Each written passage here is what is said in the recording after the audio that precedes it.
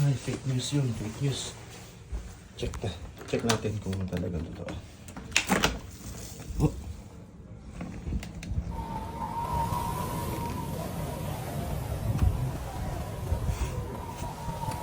Nagpus ko na yan.